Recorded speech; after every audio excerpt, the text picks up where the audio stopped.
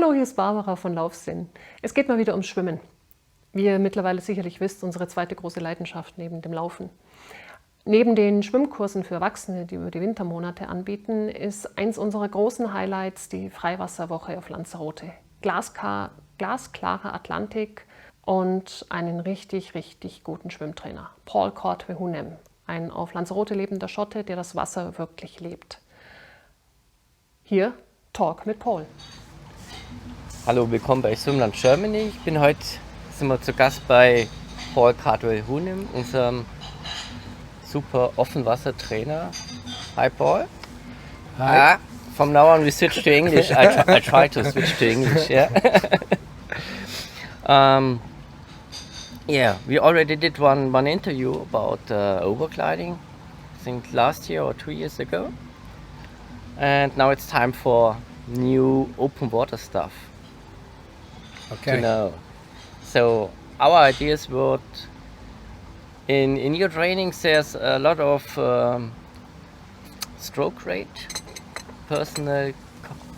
your personal stroke rate, and now we are just tell us about something about it. How can we find our personal stroke rate? What is the sense behind that stroke rate thing? So your stroke rate's a sweet spot as to how fast your arm rotation goes, as to how fast you swim. It's quite easy to measure if you use a metronome. You know the little, I think you guys have got a metronome. Yep. You can stick it inside your swim cap or you can attach it to your goggles. And that emits a beep, just like the metronome that you use for other stuff. When you're doing 100 meters, for instance, you can put it to a stroke rate. Say if you start at 60 strokes per minute. Once you get to the other end, you find out how fast you've gone, and you'll find a measure. As your stroke rate reaches higher, your speed should reach higher, but then the sweet spot appears, and if your stroke rate continues to rise, then your speed will start to decrease. So the in-between bit is a bit that you can focus on, and then you can tune your high intensity sets to that. So you can say, for instance, somebody that we've had last week went from doing 49 strokes per minute as a pool swimmer, trying to limit his strokes to get to the other end. In the open water, that doesn't work. So then he upped his stroke rate to 71 in the open water, which is a huge rise in between. But it didn't deter his speed, which is really important. Okay.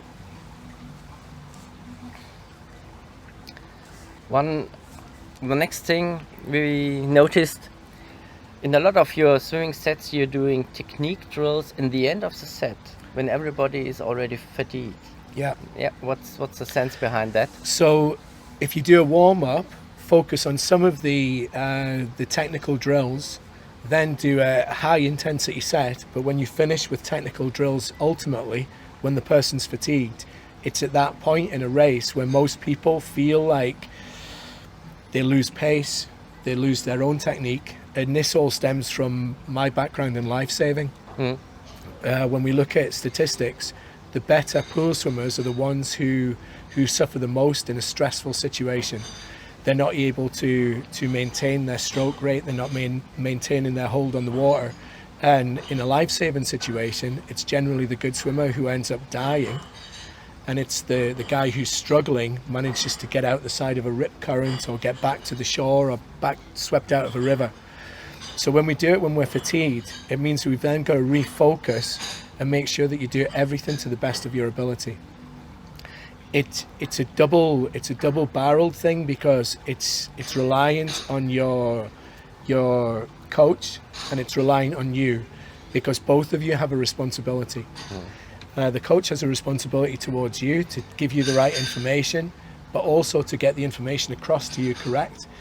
Say, for instance, when we've spoken about it in the past about overgliding, for instance, when the instructor's standing going like this and you can see the bottom of his hand rising up to you and another instructor's going bring it down, then you can understand how easy it is to be misunderstood as a coach. The other responsibility is from the athlete themselves. If they don't feel like they're correcting it, or if they don't ask the questions, And if they don't persevere with it, then it's not going to change. When they're fatigued, that's when they need to really focus and really put effort into watching what they're doing and making sure that they don't just go through the motions because they're tired. So that ultimately will benefit the stroke for a longer period of time. Okay, so for the start, it's better than one of the athletes or the trainer is watching these special techniques that very carefully and correcting. Yeah, I think it's really important. It's hard sometimes when we do it remotely. Barbara sent over a video which showed Unco, and when I watched it, it was fantastic. I only got the one video, which I really would have liked to have had a lot more videos sent over. But if you can get a coach who will work with you, even if it is remotely, that you can keep sending footage over, that helps. If the coach who's standing poolside can see what you're doing, they can immediately point it out. Say for instance, fist. When we do fist, a lot of people reach forward with the fist instead of bringing the fist down. So in effect, they're not doing the drill correct, but they can do that for 6 months before the coach sees them again. But they haven't improved because they haven't done the drill correct. Okay. So it's about follow up with the drills.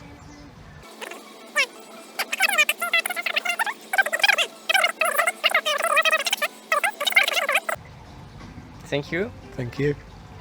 See you next year. Yeah, I hope Hope so. so.